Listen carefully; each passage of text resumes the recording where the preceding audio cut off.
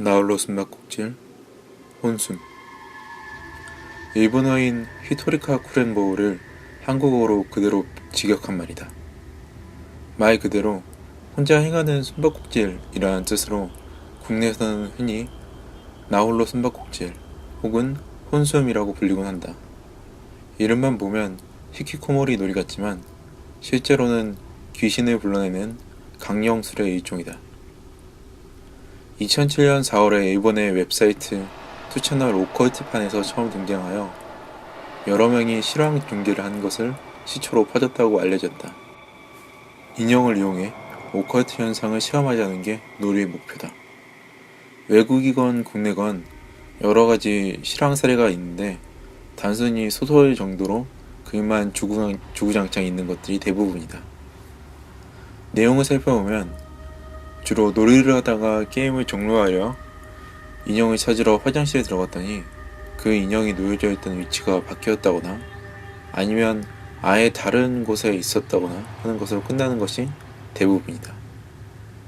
인터넷에서 떠도는 실황 카메라, 영상 자료 중에는 실제로 뭔가가 찍히는 경우도 아직까지 없지만 그중 몇몇은 전자제품이 꺼지는 이상한 현상을 보이거나 카메라가 흐릿흐릿해지는 것이 찍히는 경우가 있었다.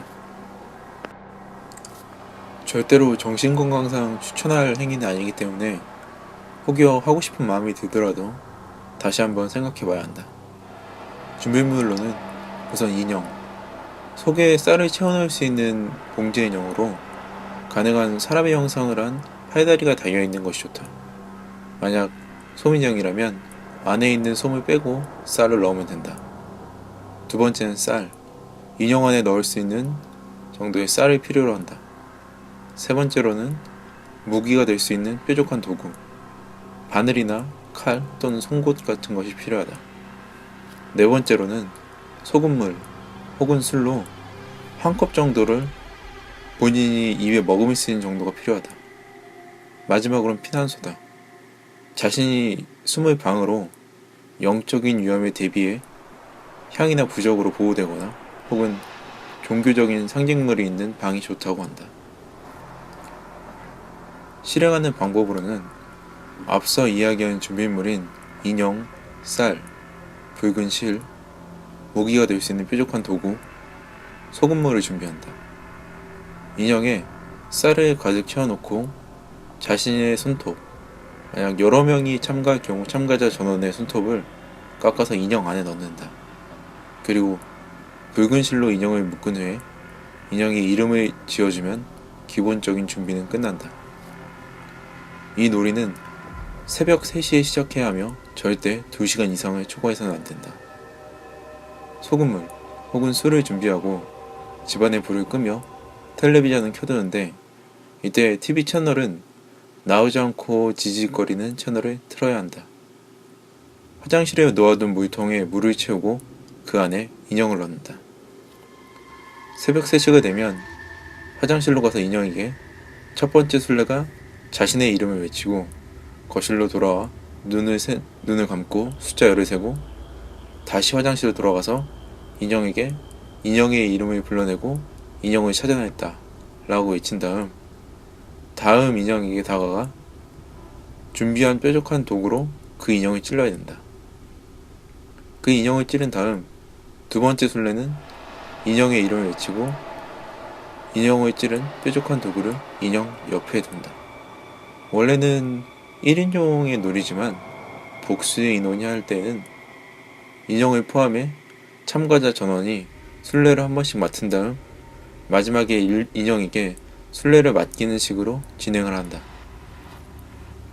그 후에 입에는 소금물이나 술을 머금고 재빨리 피난처로 숨는다. 이때 절대로 왼쪽과 뒤쪽을 돌아봐서는 안되며 피난처에는 가능하다면 몇 겹으로 문단속을 단단히 하고 창문 같은 것도 미리 확실하게 잠가 두어야 한다.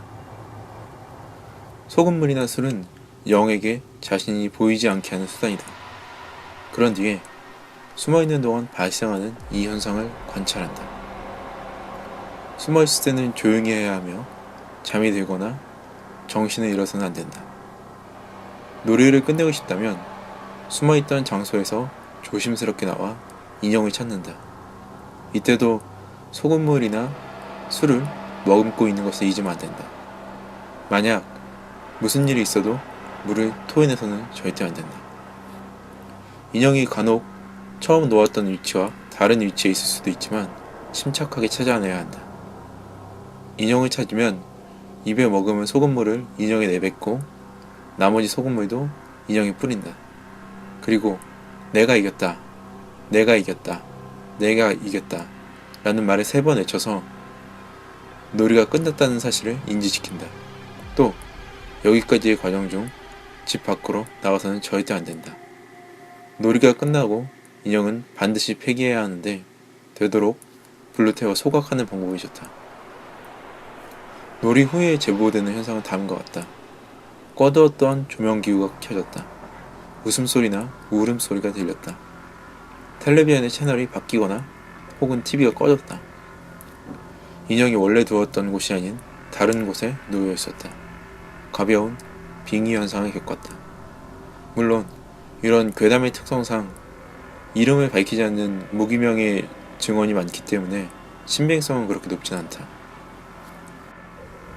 심리학적인 관점에서 보자면 이 놀이를 했던 사람들이 겪은 이 현상은 극단적인 피로와 그리고 공포심에서 나올 수 있는 일종의 환각현상의 가능성이 높다고 한다.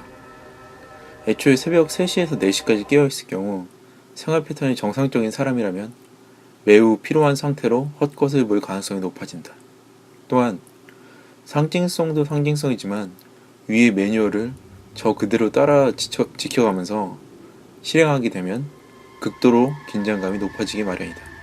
설령 초현실적인 것들을 믿지 않는 사람이라고 해도 저런 분위기에 처하면 상당히 긴장하게 된다.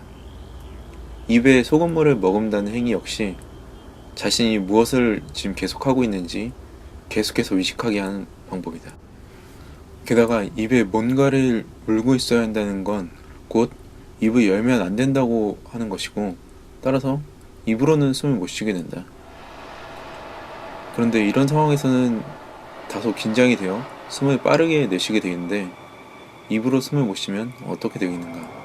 또한 몇 중으로 문단속을 한 피난처로 피신한다는 것은 반대로 생각하면 자기 스스로 외부에서 고립되는 행위이다.